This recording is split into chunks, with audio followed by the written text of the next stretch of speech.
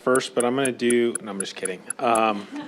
So I'm going to go ahead and call us to order, and we're going to move things around a little bit tonight. We're going to do Parks and Rec first, then we'll do the Acres at Gilbert campus, and then we'll go into the planned LDC text amendment for parking. So, Parks and Rec.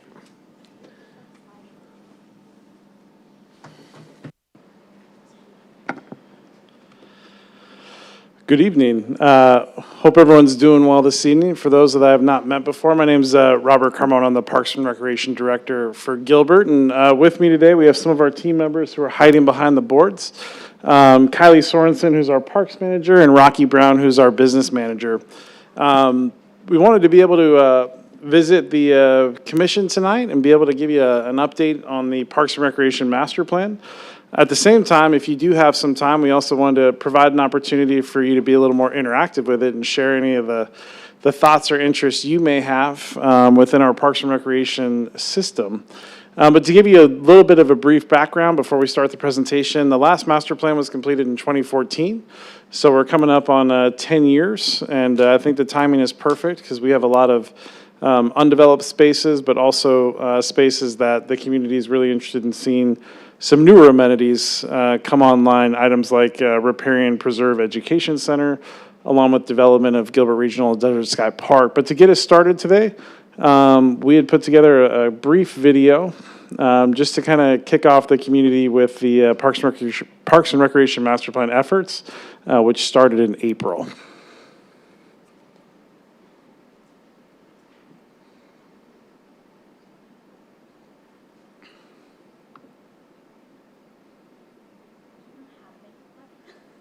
Usually, I think you just click on the middle of it. Maybe if you do it from this side. If not, we can skip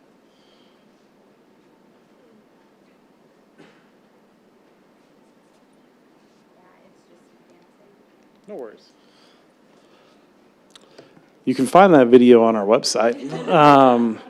But just to kind of give a brief little background, when we really thought about approaching the master plan, it was important for us to really make sure that we really hit the community outreach component.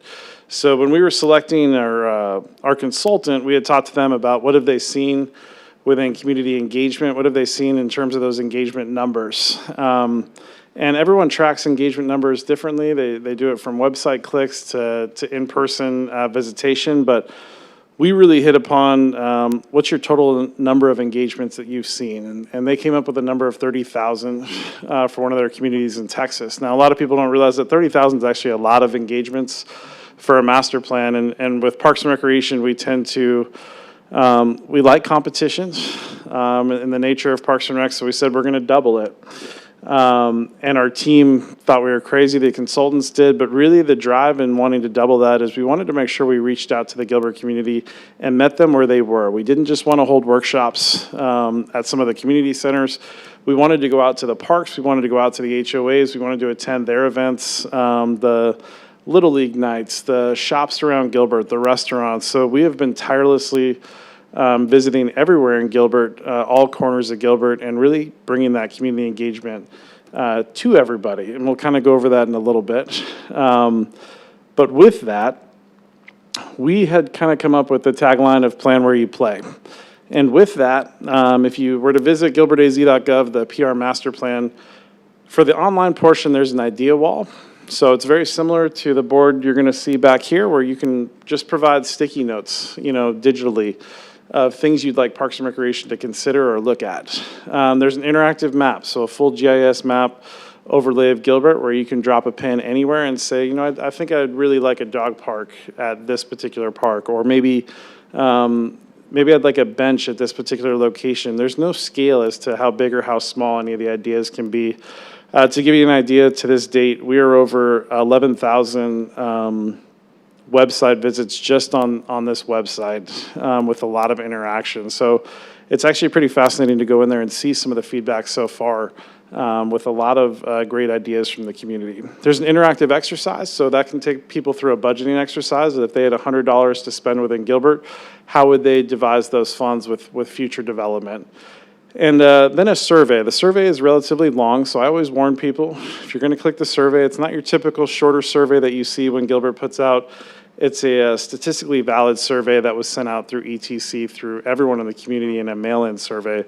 So we wanted to make sure to protect the integrity of it as we went through. So hopefully you've seen this out in the community once or twice already. The marketing collateral and branded giveaways.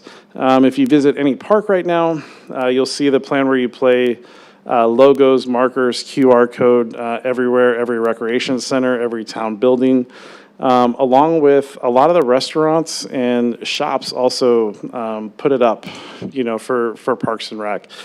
So we're very excited about that. These are things we've had in our in-person engagement events, and we have had a lot of them. If you want to know the most popular item, those little things that look like Frisbees on the table, they're actually dog bowls for water.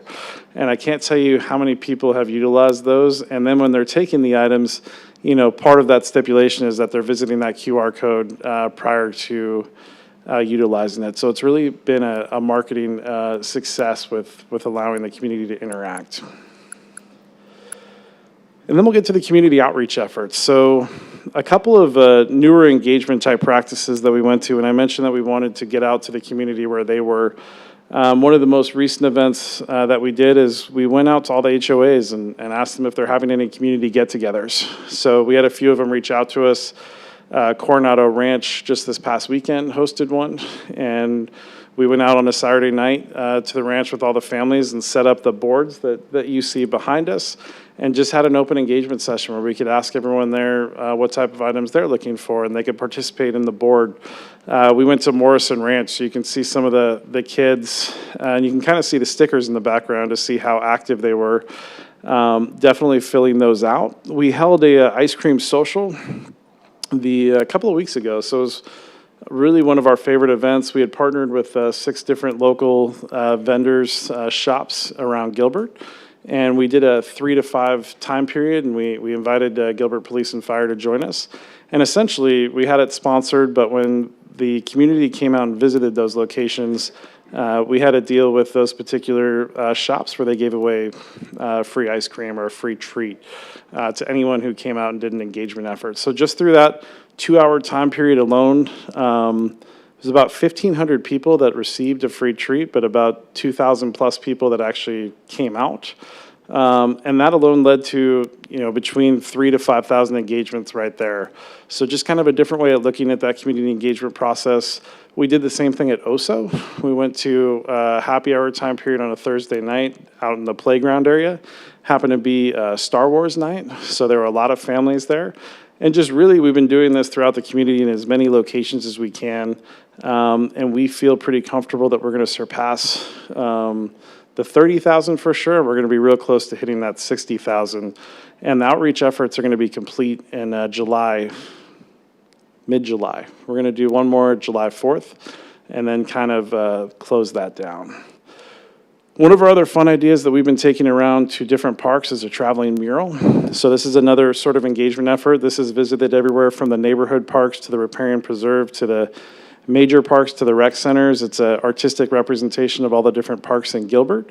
And anyone, we've had all ages participate where they've either kind of colored in some of those amenities or added some of their ideas and what kind of represent the riparian ponds in a way.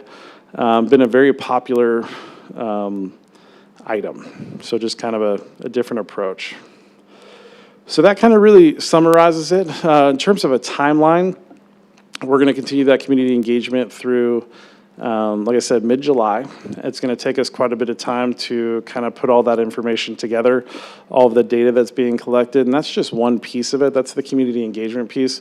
We're also working on everything from recreation, amenities to know what the private sector is offering versus what we're offering, the different HOA parks, levels of service, accessibility within the community. The list goes on and on of the types of things the master plan is going to have.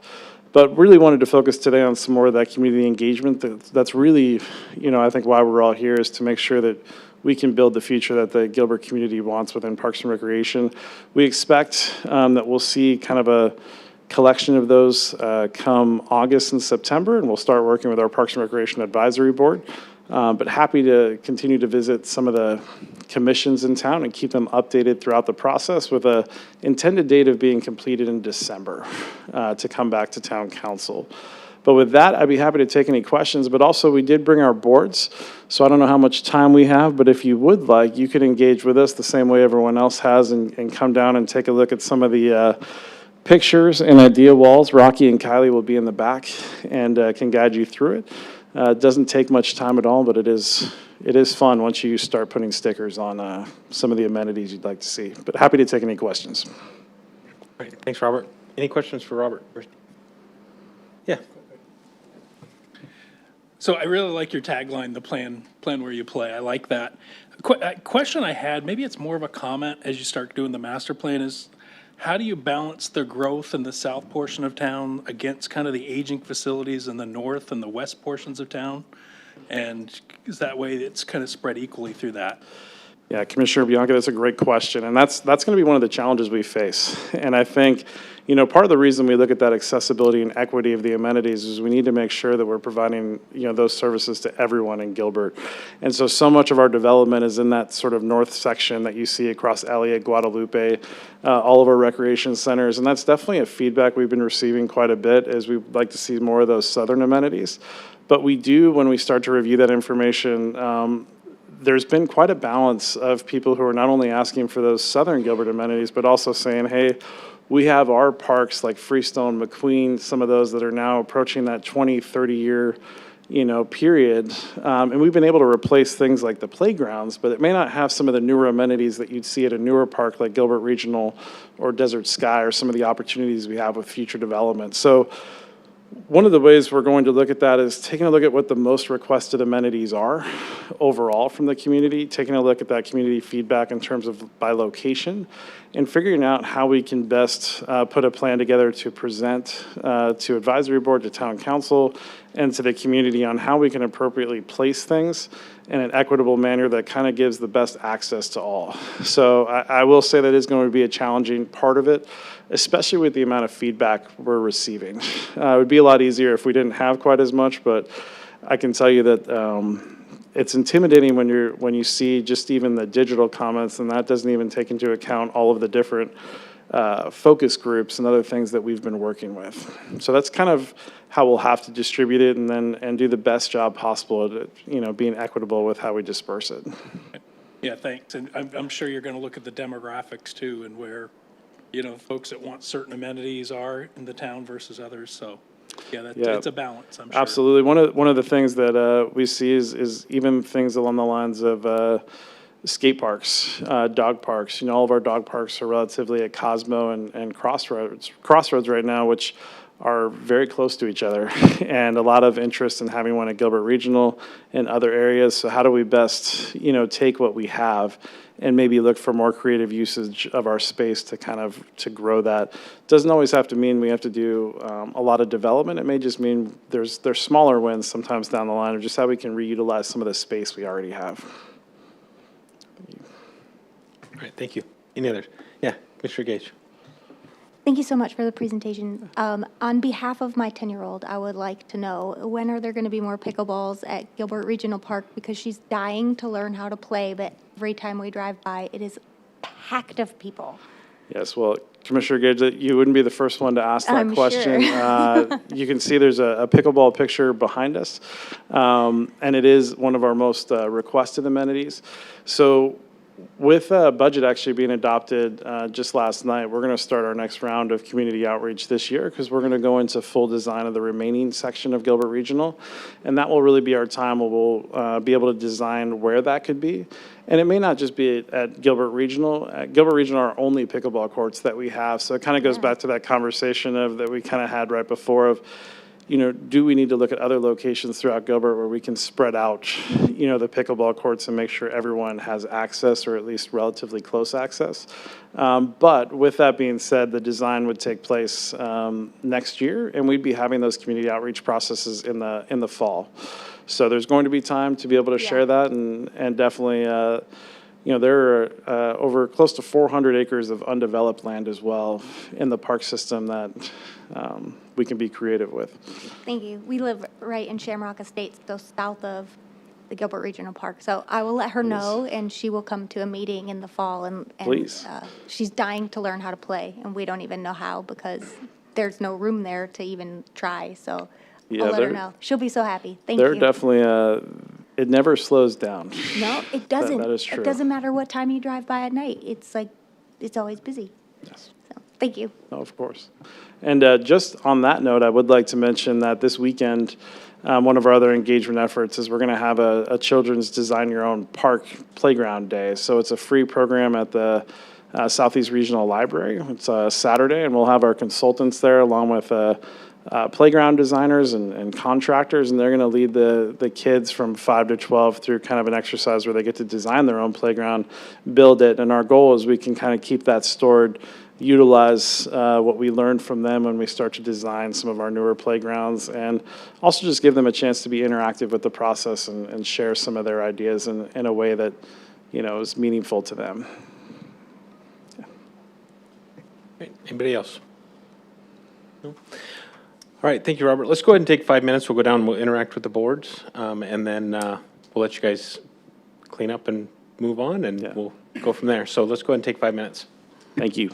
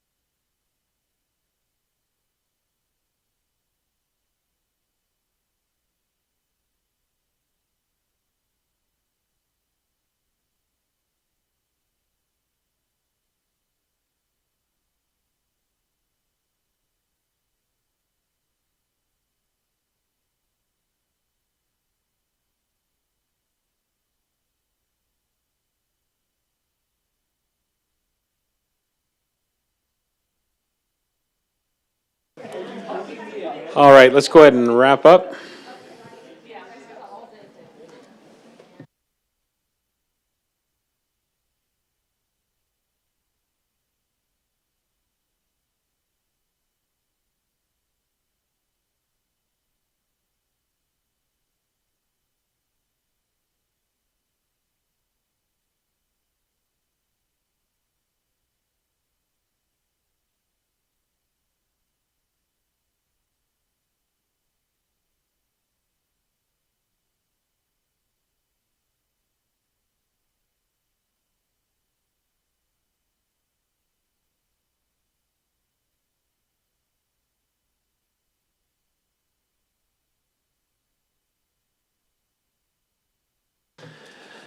Robert, thank you very much.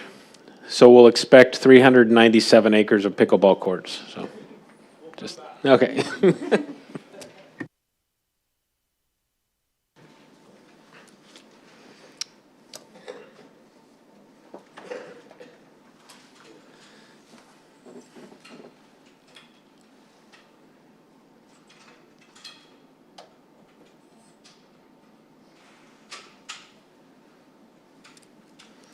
All right, Kristen, you ready? Okay, we'll go ahead and bring us back to order. We'll call up on item number 2. DR 2330, the acres at Gilbert campus expansion, and Kristen.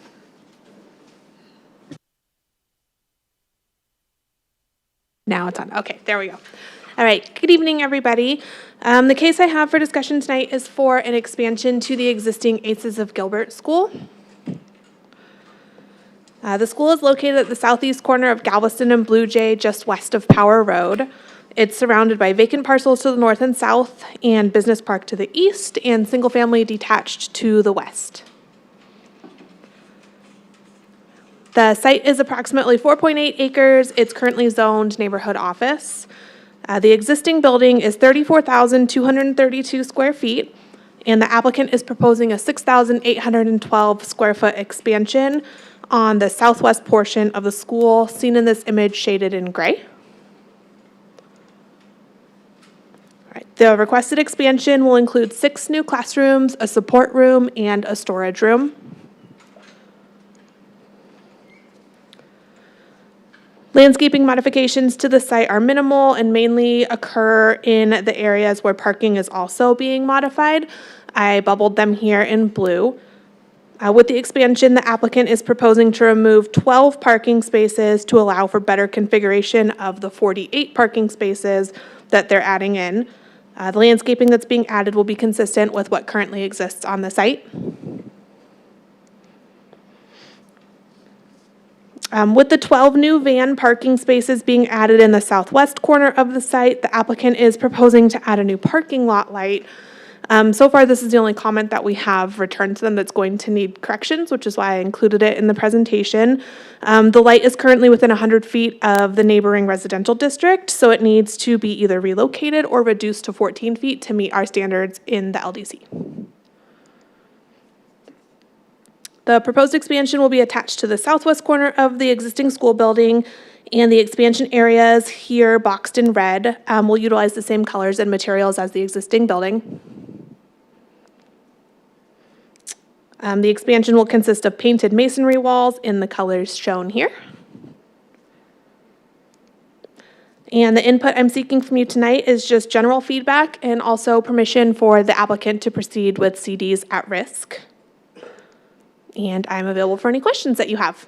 All right, thanks, Kristen. Anybody have questions? Mr. Bianchi. Even down at the end, I'll still ask. Kristen, I didn't see it in the staff report, but I think even with the larger building and the parking lot in the same site, is any issues with retention, or are they just reconfiguring it with provides additional depth? Because it looks like the open space is still exceeded. Nope, so this is, Chair Simon, Commissioner Bianchi, this has already gone through a first review, and our engineering team has already approved it with markups. So the Yeah. retention that they're proposing is So they're good, acceptable. they're just adding depth. Okay. Yeah, perfect, thanks. All right, yep. Any other questions, comments? No? I don't have any either. My only question was retention as well, so that's all I have. I have no problem with any of it, so. Right. The just to be clear, they are okay to go with CDs at risk. I'm okay with CDs at risk. Thank you. Let the record reflect Commissioner Fay put his thumb up. He's still warming up, so give him time. All right, with that, we'll move on to item number 3, which is actually item number 1 on your agenda, which is the Z2306 LDC text amendment for the parking code update. And Noah.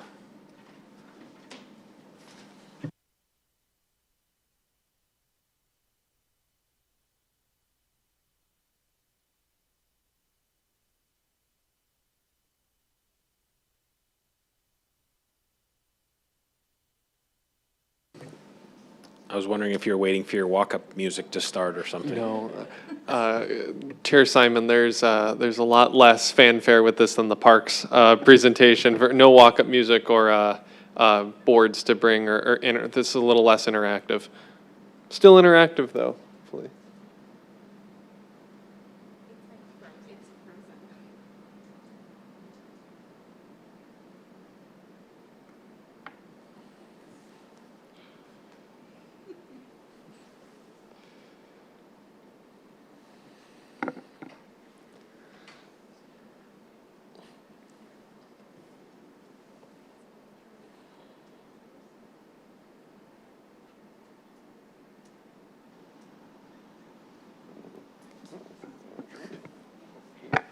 Noah, do you have your laptop? I do. I'm wondering if you just want to open up your presentation. Commission won't be able to see it, but you can start speaking about the topic. Sure. Ava, I'm happy to do. Oh, and sure enough, Once you threaten it, it decides to cooperate, so. yes, thank you. Fantastic. Chair Simon, Planning Commissioners, good evening. I am presenting this evening a pretty exciting project that's coming forward through the Planning Department. We're taking the first steps together on it regarding a refresh and update for our parking code. This hearing, just to give you a very brief introduction, is an initiation and citizen review hearing. The initiation hearing is primarily meant to be a kickoff hearing to introduce the work we have done preliminary to this project and provide some basic information about what we will be undertaking for a text amendment or a similar update to town ordinances and standards. This is also a citizen review meeting, so it allows an opportunity for discussion on, in a publicly accountable setting of some of the proposed changes and some of the things that should be considered in response to the public for this project. And then also it provides an opportunity for initial feedback on any preliminary work that's been done and any suggestions for how the planning staff or other town staff should go forward with proceeding with the proposed amendment to that's being initiated. So I want to take a few moments just to introduce our the project and what work has been done to date on this parking refresh and update. This stems from the original parking ordinance, or not parking ordinance, I'm sorry, Land Development Code update that was done in April 2021. That refresh largely left out the parking code since we wanted to have an opportunity to do a more formal parking code or a parking study and consultation to learn a little bit more about some of the ways that we can improve our parking standards in the town. Just for some background information, the parking standards have been relatively untouched since the era of the ULDC. There have been some minor to moderate updates throughout the time of the old Land Development Code, but again, a lot of our parking ordinances date as far back as 2006. And so this is a project that we wanted to put a lot of time into and make sure that we're really approaching carefully to make sure that we're building the best possible development tools for town staffs, given the importance of parking and site planning and the longevity of the sites that we're building in our town. The Development Services Department issued a request for proposals in July of 2022 to find a partner consultant for this project to do a parking study with us. Not an entire quantitative study to look at every individual use and do demand studies and parking management studies, but someone who can provide some guidance on the way forward for how town staff should proceed with a parking code update. And we initiated a contract with Walker Consultants in October of 2022, and we recently closed out that consultation in April of 2022. The RFP that town staff put out had 5 areas of interest that we wanted recommendations for how the land development code could be improved. And that was primarily our use ratios, so really the meat of our parking code, design standards for off-street parking, opportunities for administrative relief and parking reductions, parking standards for new mode types and evolving transportation technologies, and then parking ordinance organization and how the very structure of our ordinance is laid out for use by applicants and the general public. Just to give you a really brief update, we looked at this study in light of the general plan, and we saw this as supported by the general plan, given that it's a continuous action step to modernize our land development code and ensure that we're getting the best possible site planning outcomes from the planning work that we're doing. That includes both the design guidelines in Chapter 2, but also many of the provisions in Chapter 1, the actual zoning regulations that we have, which are specifically called out in some of the action items in the page that I put on the screen.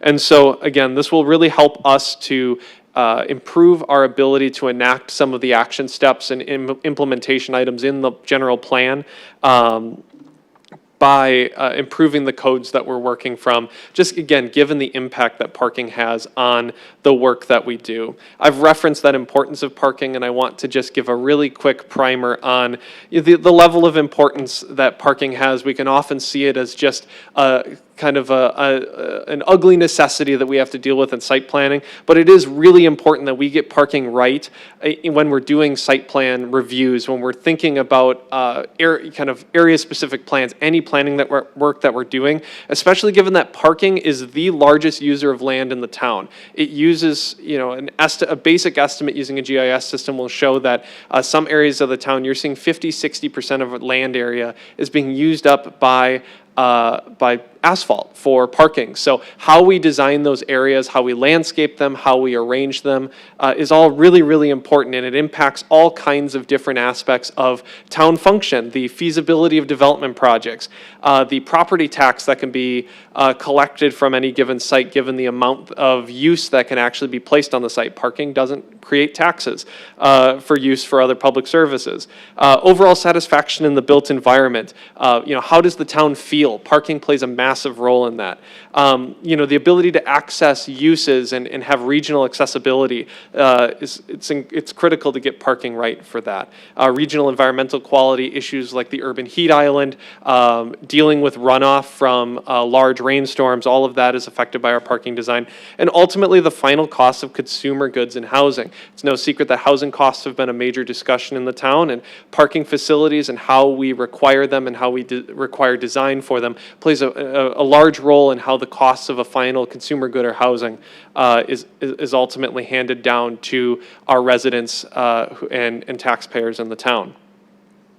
I'm not going to walk through this entire table, but I do want to just briefly highlight that in any direction that you go, miscalibrating a parking code can have can create real challenges for planners to do their job, for the town to be able to create vibrant development that's also economically and fiscally sustainable for the town.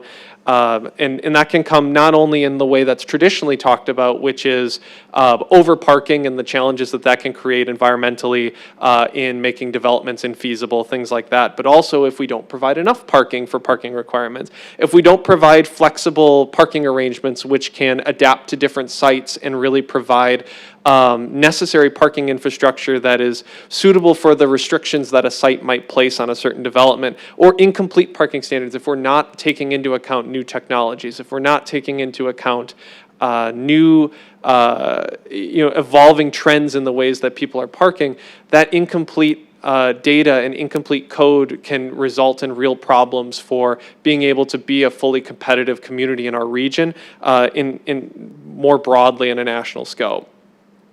So what I want to do is just introduce the basic recommendations report that you received in your packet. It is the final result of our consultation with Walker Consultants, which I mentioned we wrapped up about 2 months ago. And it's a really important document to grasp as we really start to analyze how we can improve our parking code going forward.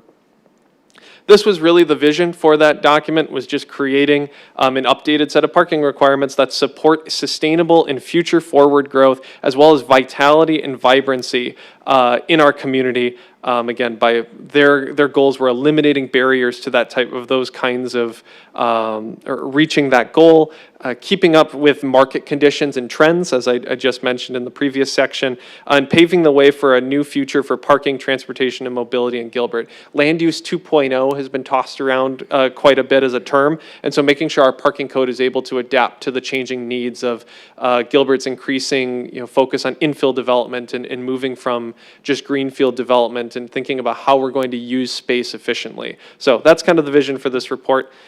These were the guiding principles. I don't need to spend too much time on them because I think that they're fairly straightforward, and that vision really kind of was transformed into these principles. But I encourage you to review them in your packet to really understand how we worked with our consultant to create a set of guiding principles that are also going to guide our project for revising this parking code going forward as well. And they ultimately address 6 areas, and these are largely the ones that we requested, but they also added just additional items for kind of doing maintenance and updates to our existing procedures, not just proposing new ones, but also looking at the standards that we have right now and really just kind of doing code maintenance, finding areas where things are not perfectly enforceable. They cause us to do a lot of internal interpretations. They slow things down. And so they addressed all the items that we asked for in addition to that critical step of improving our code. And I'll just briefly walk through just a couple of the recommendations in each of these sections, just again, because I think that they're important for kind of understanding the scope of the project that the planning department is trying to take on. For the standard parking requirements, the primary area that they looked at here were our parking ratios, the amount of parking that's required per specific unit of a certain use, so square footage, units of residential, things like that, and provided recommendations that are in line with kind of professional guidance, the manuals that exist for this, and identifying where Gilbert is out of step with those. And the same was used for bicycle standards with their appropriate bicycle parking standards. They were put in line with those industry standards as well. And then outlining some steps for what needs to be included in parking studies, really clarifying that for applicants so that when we have proposals such as this, where you have a conditional ratio for certain uses that have high parking demand variability, there is a clear set of standards that can be used to enforce that and show what needs to be documented in order to interpret what the correct parking demand for those uses are. And we can talk a little bit more about any of these recommendations at the end here, but I just want to give a really brief introduction to them. For standard parking design, just simplifying our parking geometry tables, kind of creating ready-made packages for different types of parking spaces, making it easier to understand for applicants, and again, trying to make reviews more efficient, integrating new standards for pedestrian facilities, adding new options for kind of design requirements that we can incorporate into our text. That was kind of the broad scope of the recommendations in this section. And then also addressing some missing geometries that are commonly used in the development market and for developers adding parking to developments. Just trying to make the code more flexible and provide more options and clarity about how to implement those options in development in Gilbert. The parking reductions and admin relief section was the longest in the report, and it just addressed a couple of key areas where they proposed potential parking reduction strategies with accompanying parking studies or planning commission approvals, creating parking reductions for things such as mixed-use development, offering an opportunity for an administrative relief of up to 25% with a parking study, or up to 50% with a review by planning commission. Again, all of those numbers are just the initial recommendation.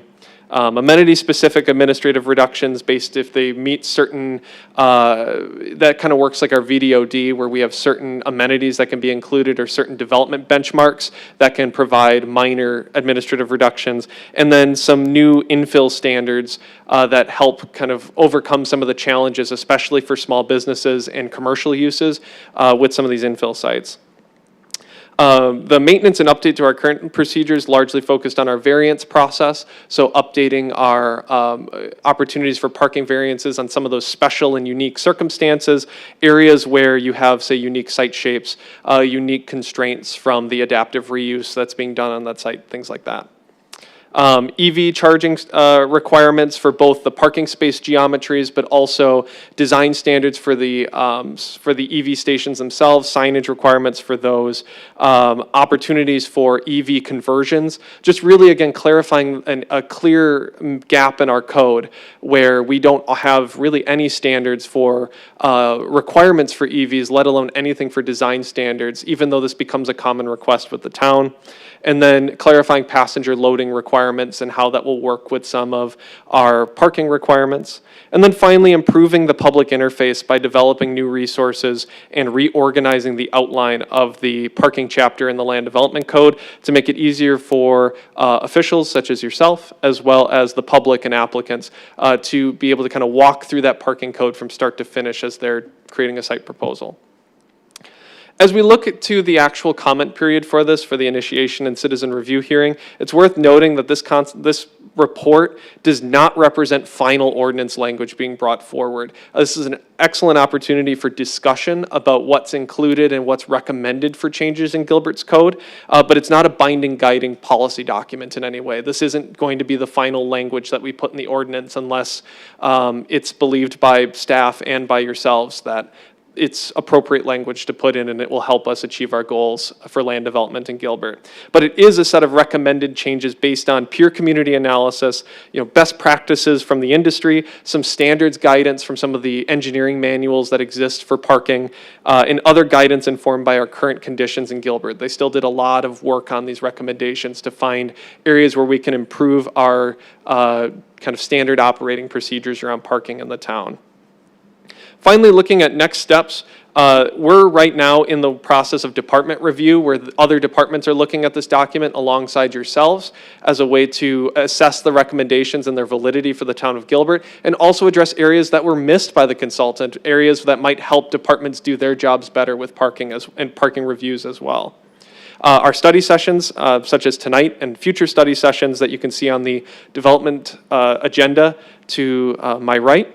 We'll do outreach to community partners, other agencies, to really make sure that what we're implementing is actually workable, which is pretty in line with other LDC text amendments. We'll do our ordinance development and review process, and finally bring it forward for your consideration in a public hearing in the August-September timeframe.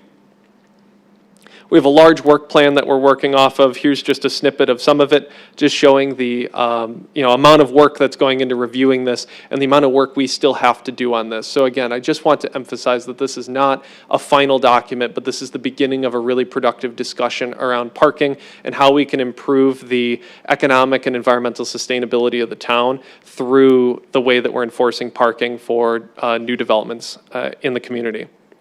So I will conclude with that. Again, thank you for your participation in this initiation and citizen review hearing. And I really look forward to the discussion that we're going to have together tonight and in future hearings going forward. Thank you for your time, and I'll turn it back to the dais. Thank you, Chair. Thank you, Commission. All right, thanks, Noah. Does anybody have questions or comments for Noah at this point? Yeah, Mr. Gage.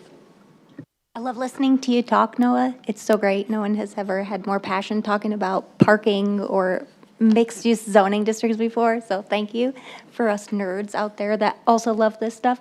I am so happy to see some administrative relief options because I have been on the other side of parking requirements, and it's really hard to get 40% open space with all the parking. So this is great. I'm so excited. I know Keith's not here, but he and I have had this conversation very many times about how the requirements are pretty restrictive. So this is welcomed. Thank you. Commissioner Gage, thank you for your feedback. It's creating new tools in our toolbox, as we like to say. So we appreciate that feedback. Thank you. Anybody else? Commissioner Fay? So unfortunately, I'm going to go completely the other direction. So one of the factors that was only barely addressed is that I don't feel or get a lot of pushback from anyone about there being too cumbersome of parking requirements in the town. I do very much see, particularly in two areas where we don't have enough parking. That's the Heritage District and some of the single-family areas, especially single or multifamily where there's no on-street parking. And the spillover is, I mean, it's exploding on Facebook. It's causing all kinds of legal jams, and it spills over either to law enforcement or city council. And law enforcement, that's a problem. I mean, the city really can't do anything about that unless we do something about it ahead of time, which is what we should be doing, which is why I think a lot of our parking standards are right now inadequate because they're too small. And something that's going to spill over at council, as happens about every other month, is something that we need to very proactively be acting to prevent. And frankly, I think we're going the wrong direction. Well, we used a lot of words in terms of modernize, refreshed, updating, improve, but the thing that immediately jumps out to me is, particularly in the very first section, I didn't do a 100% line-by-line comparison, but I compared what's in the table to what's in the current land development code, and everything is the same or less, and some of them are less in areas that are pretty critical. I noticed some of the areas lose their guest parking requirement altogether, and some of them it goes down, and that's, in my opinion, very much the wrong direction. And contrary to what I don't know why council is not acting more strongly towards our economic development department. There is not enough parking in the Heritage District. Everyone keeps saying there is enough, we've got enough. Baloney. When people are saying we've got enough, it's because there's 10,000 spots required, we've got 9,000, or we've got 10,100, we've got enough. That's not the standard. The standard is you need enough that people don't make an economic decision to not come because parking's a headache. Every parking space is not created equally, and when people start showing up, the first person takes the best one, the next person takes the next best, the next person. Well, eventually, at some point, 60, 70, 80%, the parking spaces that are left are so awful that people turn around and go home. I don't know if you've been to the farmer's market since we've closed off the parking lot north of the canal. It's a madhouse. I consistently, it's a long, but I can walk to it, and I do walk my dogs to it. I consistently see people pulling in, driving around for a minute, and going back home again without it getting out of their cars. That means we've failed in there, and I see that on Thursday nights. The Heritage District is failing, in my opinion. Yes, I bet somebody could point to the fact that these people are leaving, but the whole sixth floor on the east side parking garage is empty. Yeah, well, of course it's empty. That didn't stop people from leaving. And I noticed the parking numbers are going down in this, or the parking requirements are going down, which I think is the wrong direction. There might be some of it in terms of regional commercial where we can't afford. We've got big open lots at the hospital that we could compress. I'm not saying everywhere. And I didn't do a 100% line-by-line comparison, but where I did, it looks like everything's going down. And the few key areas where I did look at the things where I have personally experienced or I see blowing up on Facebook or at council, they're going down. So that's kind of that's wrong direction in my opinion. The focus on bicycle parking, I mean, there's no harm in it. And this is my opinion. Nobody cares. Bicycle parking is not a big deal. There's plenty of it. I ride my bike. There's plenty of ways to lock up a bike. I mean, there's no harm in it, but don't get too wrapped around the axle on that one. And then there's a few specifics I want to talk about. The parking study by a licensed third party, that was odd language to me. First of all, that's not the practice act of either civil engineering or architects. Civil engineers tend to be the ones who are doing it, but whose license specifically covers this type of study? That requirement that's in this recommendation is not actually a requirement found in the Arizona Revised Statutes or in the Practice Acts. So I mean, does that mean that staff couldn't do it? It's weird language, and it probably needs to be reviewed and cleaned up. Section B2, the location of parking stuff seems to be getting into architectural decisions that should be done on a case-by-case basis. You know, it might be guidance. It might be a guidance document that we could, so it might be that might be a little hyper-technical reading, in my opinion. I am concerned about the administrative reductions, all of the flexibility administrative reductions, because when I see a parking use that is individually inadequate, and I drill into it, pretty consistently what I see is this was not a standard, this was a substandard parking facility that was built based on captive use reductions or something like that, and somebody got creative with assumptions. You saw it when, I don't remember the name of the project, the project I was just actually talking about, kind of, the one that's north of the canal and north of the Heritage District. When they were coming in, they had done a parking study, and they had a number of captive use reductions. And I took their study, and I kind of did go into it. And I actually think they revised their study when I asked for a copy of it. But they did have some pretty creative, and that's usually where I see the defects coming about. I don't want to prevent staff from having flexibility, but it seems like there's a pretty significant focus, about a fourth of this entire report is based on giving staff more flexibility in the very place that I see most abused.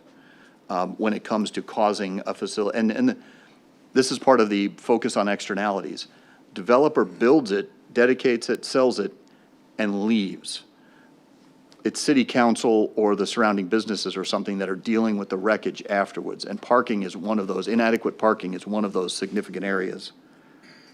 Not final language unless staff and planning and zoning agree. I'm kind of pretty far from even wanting this recommendation to go forward into a planning capacity.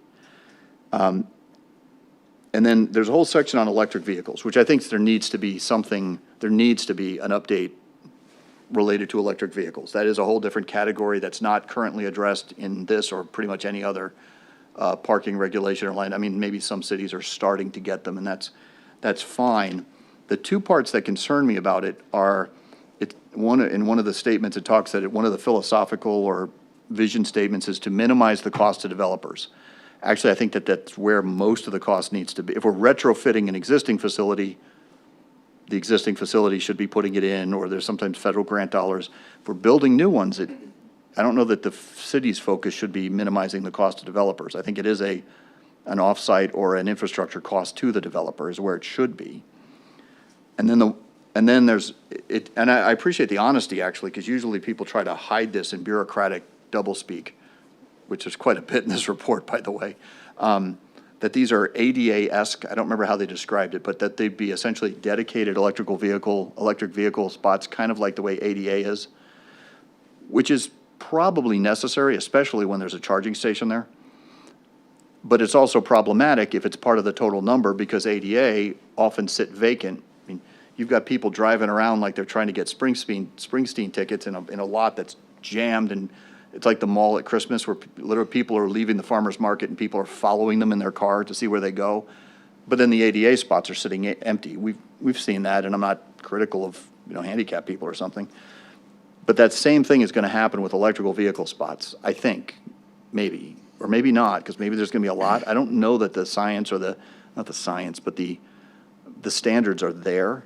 And I'm concerned that if we're going to have these dedicated reserve spots that are going to further reduce what are, in my opinion, already substandard numbers, and have the potential to be sitting vacant at most critical times, there is a provision in the state law to actually, there's certain signs to reserve. You got to get the signs exactly right before you can issue tickets to non-electric vehicles or even non-charging electric vehicles. I don't know, I'm not altogether comfortable with that part. That's a bit of a rant, and I've got a whole bunch of other notes, but that's kind of so fundamentally, while I'm not against a refresh of the code at any point, and there's a few parts in it that, particularly the electric vehicle, that do need to be written and do need to be created. When I see Walker report as the recommendations and the starting point of where this land development code rewrite is going from, my instinct at this point is to say, stop, no. We're better off without doing a refresh if that's the direction we're going. So, Commissioner Go Fay, ahead. first off, I want to thank you for your extremely thorough input. I think there's a movement in parking in general, and you've probably seen it in news, to kind of reduce parking at all costs. And I want to maybe first at least provide some comfort that that is not necessarily how we approach this. And everything that you just mentioned in terms of kind of right sizing, whether it's the uses, the ratios that you mentioned, whether it's the electrical vehicle requirements, there is room to have those conversations, and there may be uses, for example, that say we need to throw out the recommendation to reduce it and increase it because it's tailored specifically to standards in what Gilbert is experiencing. So I just want to first give a summary comment that I really appreciate the feedback that you provided. I want to provide just a couple really quick clarifying comments on just just to maybe provide some clarification on a few points. The first is that for the Heritage District, I know that the first section has different columns for the Heritage District and the Gateway District. However, that was kind of added on at the end by the consultant. It wasn't necessarily, the Heritage District is largely out of the purview of this study because it operates with economic development in such a different capacity. We have a whole different tracking mechanism. And you will also receive recommendations for improving the parking conditions in the Heritage District in a separate Heritage District parking master plan that would come probably later in 2023. So some of those concerns that you mentioned about parking availability in the Heritage District will actually be addressed by a different document at a later date. While that doesn't, I think there's still plenty of validity for going forward with a parking ordinance refresh here, and we need to work in cooperation with that project. That's something that's being addressed. And I think that some of the other concerns you had are completely valid and have already come up in planning conversations, particularly the single family and multifamily standards, which you referenced early on in the comments that you provided. There's a lot that needs to be done to clean them up because, as you mentioned, they're not working right now, and we have a ton of parking overflow. And we don't have a clear set of policies for thinking about even on-street parking or how we want to proceed with parking in neighborhoods. So there's definitely room to have those conversations in this this refresh and update. I think this provides an opportunity to address that issue in particular and to really work through line by line, essentially, and looking at these uses and trying to understand where are our top priorities for lowering or increasing parking standards. I just want to mention that that's not off the table for some of these uses. There's other specific feedback that I can probably provide on some comments, and I'd welcome continued discussion on it. I may not be able to address all of them on the dais right now, but I think really appreciative of a lot of the detailed feedback that you provided going forward with this. Thank you. And actually, you summarized I wanted to go into a little bit of detail because I wanted to make it clear that unlike a lot of other times, I actually read but you nailed my philosophical, right size versus reduce at all costs. Yeah, there's places we can reduce, there's places we probably shouldn't reduce, there's places we probably need to increase. And opening a land development code revision is not a real controversial position, right? It's always good if we've got the labor to do it. When I started reading the report, it shifted me from, whoa, this isn't about right size, this looks like reduce at all costs. I don't know that there was any in that table of recommendations. You're right, and you're right. I did not perceive that the Heritage District was going to be getting, because it's pretty clearly broken out with recommendations. But I don't know that there's anywhere it was recommending increases or something, which is what got me thinking that, well, this is a reduce at all costs, which I was hoping to get everyone to no, we need to right size. This is a reduce at all costs. Go back to the drawing board. Right size is where I think we all probably want to be. This did not communicate. I'm pointing at the questions, but as if the report was sitting here on my screen like it was. Right.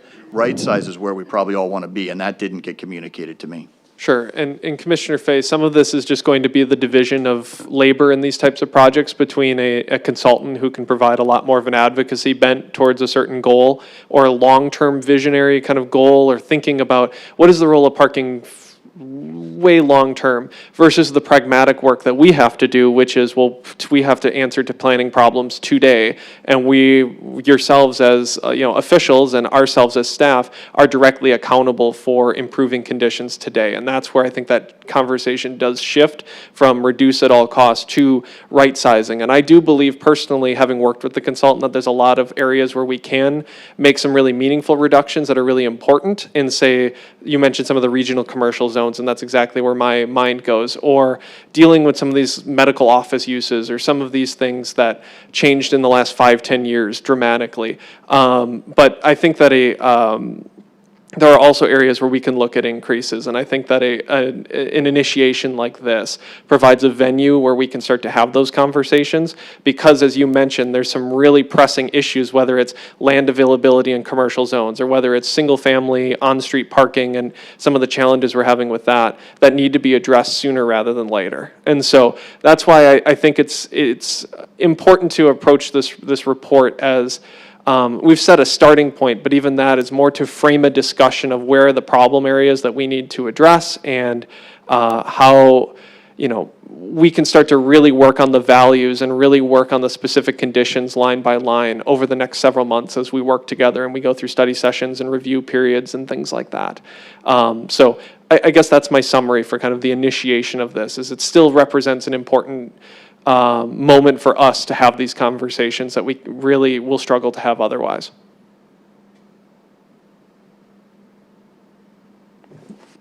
Sorry, I know No, you're good. I appreciate the comments. Anybody else? Yeah, Commissioner Davis. Thank you, Chair. Noah, one of the things, I guess I'll start by saying that generally I am with Lisa that there is, it's good to build that flexibility and to be able to let the zoning administrator look at things, be able to, build, especially for mixed-use development and infill development. I agree with Commissioner Fay when it comes to private streets and the small lot residential, that we do have to look at that and make sure that we have appropriate guest parking, because that really does become a nightmare. One area I did notice that there was an increase and not a reduction was, it looked like there was a recommendation to increase end parking stalls by a foot when they're by a landscape island. Those are the kind of things I don't want to see in there. I don't think we need to be increasing parking stall sizes. I'd rather see that go to landscaping or an additional parking space if needed, or, to kind of build that in, versus I don't see it's a big problem safety-wise to have that additional foot in when there's a landscape island there. I've never experienced a problem with that. I just think we need to be we don't need to be making larger parking spaces than we already have throughout the city. So that's an area I'd like you guys to take a look at. But I also do appreciate the look at connectivity for pedestrians and vehicular. I know sometimes it's difficult between existing centers and new centers and getting owners to agree to these things, but I like that there's some standards in there for people to look at and encourage that happen, because it's always frustrating when you're in one parking lot and can't get to another, or you're kind of jumping through landscaping to get to another development if you're walking. So I do appreciate that. Commissioner Davis, I'm very thankful for the feedback that you provided, and we've also talked about some of those very same things and thinking about how can we get tools for planners to have those conversations, where right now we have very few, if any, mechanisms for talking about the connectivity element or things of that nature. And so I appreciate your feedback. Thank you, Commissioner. Thank you, Chair. All right, thank you. Anybody else? No? Commissioner Bianchi? No? You're good? All right. No, I'm just going to kind of throw a couple quick 2 cents in here. This is not my specialty, although looking through the report, I would tend to agree with Commissioner Fay with regards to the feel of it was just how do we reduce? I don't know if at all costs, but that is a little bit the feeling on it. And I know that there's a push to have a walkability factor within the community, and I think that that's great, and we'll have our pockets with walkability, but we're still going to have transportation needs, and parking needs. So from a commercial perspective, I have, some hesitations with regards to some areas that reduce. I think some of the large shopping complexes, yes, we could probably take a look at that and squeeze some stuff out of it. Residential housing is a beast of its own, especially some of these small lots that we're getting, where we're just packing houses in. As home prices increase, or even rent increases in apartment complexes, we see multiple tenants sharing expenses, and so we're going to see the need for more parking spaces. And I think that that's probably one of those, crystal ball things. How do we fix that problem? I don't know. So that would be my big concern there. One question that I have, I know that the staff is working with a consultant on this, but in the work that you're doing, are we looking at other communities to see how those communities, whether here locally or across the nation, or even worldwide, that have high demographic or high density, how they deal with their parking issues?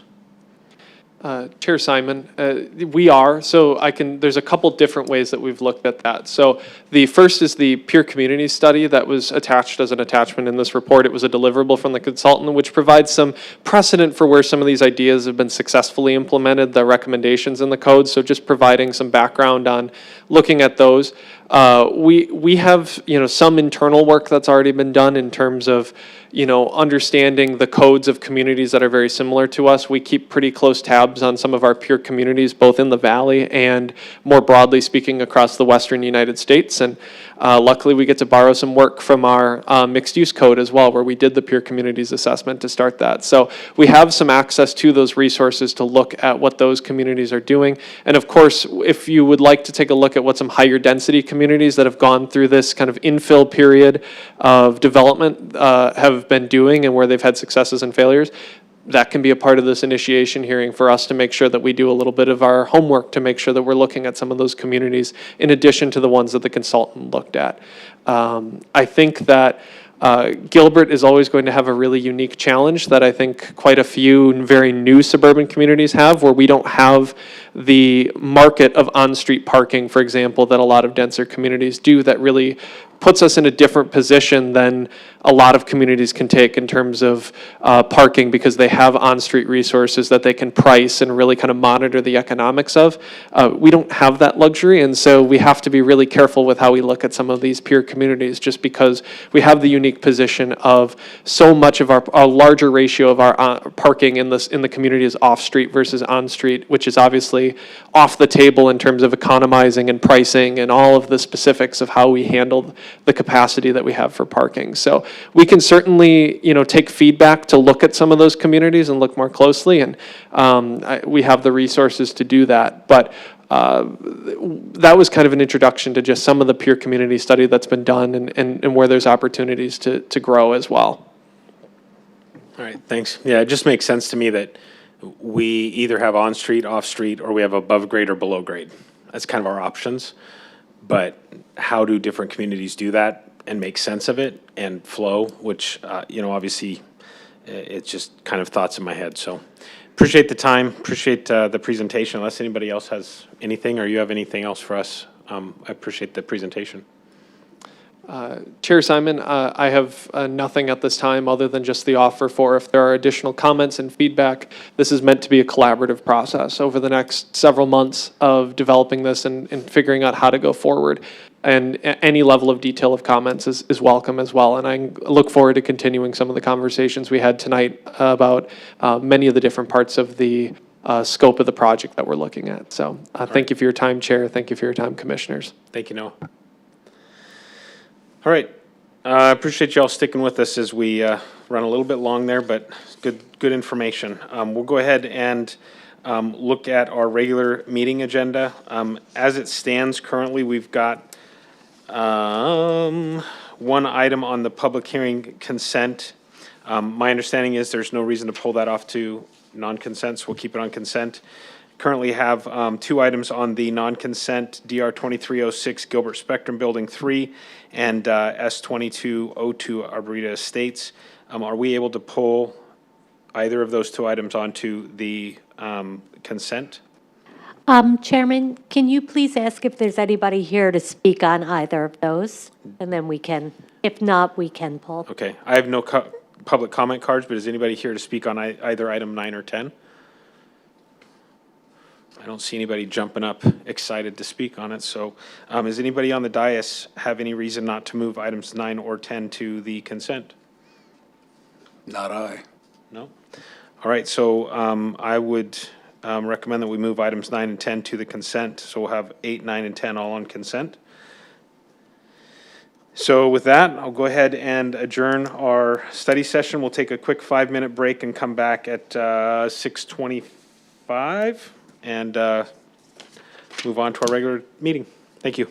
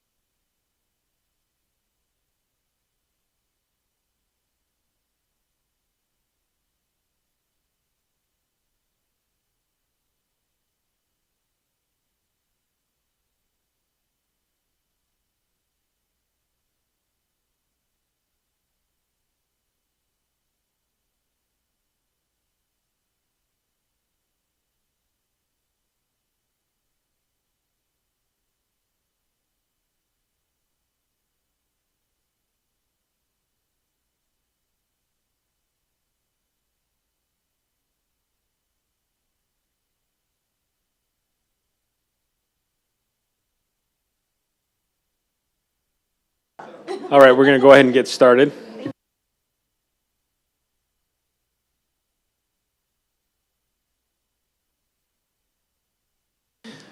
I have a quick question before we call our meeting to order. Are we having technology issues with the monitors tonight? Because they keep blanking out, and it's kind of annoying. I mean, it's first world problems, I guess, but it's just, I don't know if there's a technology issue, but they keep glitching out like every 10, 15 seconds, so. Are you talking about, No, these on the dais. Yeah. Oh, mine is not. Yeah. So you may be having a technology Yeah. problem. I thought it was just mine, but I was noticing they all are, so. I'm wondering if it is that end. We were unaware of that. Have yours been? No, ours are all fine on this end, so I apologize. All right. I don't know if there's anybody in the control room and if they're hearing that and can look Yeah. into it. They maybe check it out. Anyways, all right. Thank you for letting us know. Yep, for sure. All right, we're going to go ahead and call our regular meeting to order. We'll start with the Pledge of Allegiance. Please rise.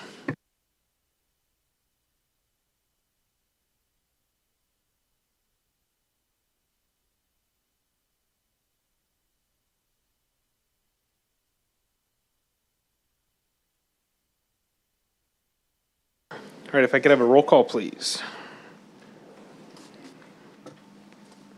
Commissioner Gage, Present. Commissioner Davis. Here.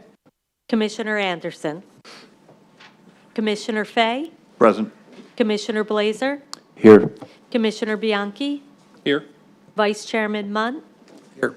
Chairman Simon. Here, We have a quorum. thank you. We will move on to the approval of the agenda. We discussed moving items 9 and 10 to the consent agenda, so if I can get a motion to approve the agenda.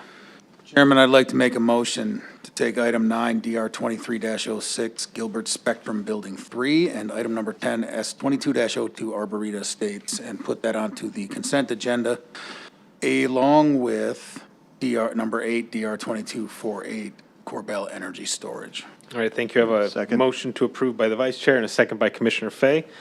Please vote.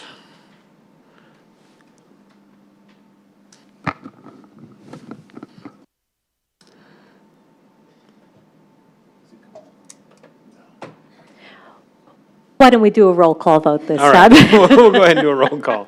Old school. Technology tonight. All right, so all those in favor? Aye. And anyone opposed? All right, motion carries. Thank you, Chairman. Yep. All right, we'll move on to our communications from citizens. At this time, members of the public may comment on matters within the jurisdiction of the town, but not the agenda. The commission response is limited to responding to criticism, asking staff to review a matter commented upon, or asking that a matter be put on a future agenda. I don't have any community comment cards. Was there anybody from the community that has anything they would like to address? All right, not seeing any. We'll move on to a report from council liaison and Commissioner, Councilman Anderson. I was so not going to say September, and then it came out. So. Yeah, September Anderson, that works good. Councilman Anderson, I'm sorry. Thank you, Mr. Chairman. Just a couple of quick updates for you. The council has been, a subcommittee of the council has been working on updating our ethics policy and producing a manual, actually, that can be used by anyone who is concerned about ethics. We actually have produced a document that will make it simpler, more understandable about the process that's involved. We've actually created a manual that will address a procedure that could be used for reporting or concern about ethics. And also, we've broken out a portion of that into what we call a code of conduct policy. There are some things that were included in the ethics policy that should be in a code of conduct. The reason we want you to know about this is this will affect all appointed as well as elected officials. And so it will affect you. And our final discussion of this will be on the 20th. And when we finish with that, we intend on forwarding that on to all the boards and commissions and committees so they have an opportunity to see what it is we've been working on in regards to ethics and a code of conduct for all elected and appointed officials. The second item is you may have heard last night, if you were tuning in, the mayor read a statement concerning water here in the valley. We've just, there was a study of what we call the active management area, the Phoenix active management area, that had to do with use of groundwater. And the governor issued a statement that basically said that if you're relying on groundwater as your assured water supply, then you cannot develop anymore because there's not enough groundwater to do that. Unfortunately, the statements that come out from the state go beyond the state and can have some very negative effects on economic development. And there's a concern that everybody's lumped into the same situation, that we have no water in Arizona, and that's what the Eastern Press is basically reporting, is that there's no water in Arizona. And we have put out a statement that assures everyone that Gilbert's water portfolio is very resilient and very sustainable. We have issues with the Colorado River, we have issues with groundwater, but our portfolio does not rely solely on either of those. And so it's very resilient. And most of the communities in the valley are in the same situation. There are a couple of communities that may have some problems because their portfolios rely quite heavily on groundwater, and that's something that the governor is very concerned with. So if you hear any more about that, I just encourage you to be sure and let those you may talk with know that Gilbert is in a very good position in regards to water. Our economic development plan should go forward, and we want to assure anyone who's considering coming to Gilbert that our water portfolio can meet their needs for 100 years at least. That's what we're required to do. Mr. Chair, that's all I have, unless any of you have any questions. Excellent, thank you. Any questions for the councilman? No? Thank you very much. All right, we're going to move on to our public hearing consent agenda, or items. All items listed below are considered the public hearing consent calendar. The commission may, by a single motion, approve any number of items where, after opening the public hearing, no person requests the item be removed from the consent calendar. If such a request is made, the commission shall then withdraw the item from the public hearing consent calendar for the purpose of public discussion and separate action. Other items on the agenda may be added to the consent calendar and approved under a single motion. Currently on the consent agenda, we have items number 8, DR 22-48 Corbell Energy Storage, number 9, DR 2306 Gilbert Spectrum Building 3, and item 10, S2202 Arboreta Estates. Unless there's any reason to pull any of those from consent, I'll entertain a motion to approve the consent agenda, or consent items. Chairman, I'd like to make a motion to approve the consent agenda consisting of item number 8, DR 22-48 Corbell Energy Storage, item number 9, DR 23-06 Gilbert Spectrum Building 3, and item number 10, S22-02 Arboreta Estates. I have a motion to approve by the vice chair. Do I have a second? I'll second that. Second by Commissioner Fay. Are we casting votes or taking roll call? Yeah, please cast your vote.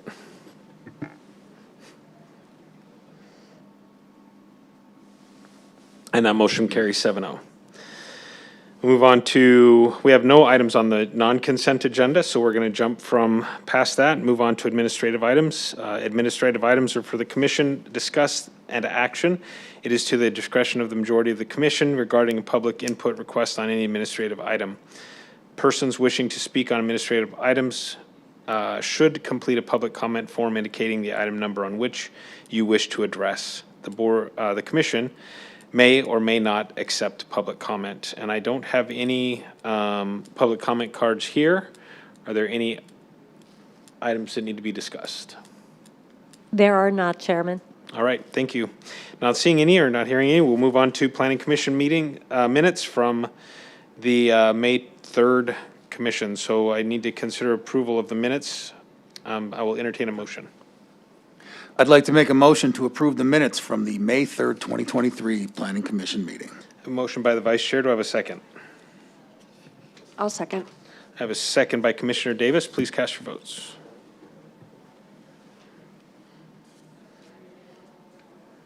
Motion carries 7-0. We do not have executive session this evening, so we have a report from the chairman or members of the commission. I don't have anything. Anybody else have anything? No? All right. Nothing exciting happening in the land of Oz, so we'll move on to the report from planning service managers. Ava, do you have anything for us? Just a quick reminder that the July meeting is not the first Wednesday due to the 4th of July holiday. It has been rescheduled to July 12th. Please let me know, or Tracy, if you have a conflict with that date. And that is all I have to report. Thank you. All right, thank you. With that, almost the fastest meeting in the history of the town. We'll go ahead and adjourn. Thank you all. Have a great evening.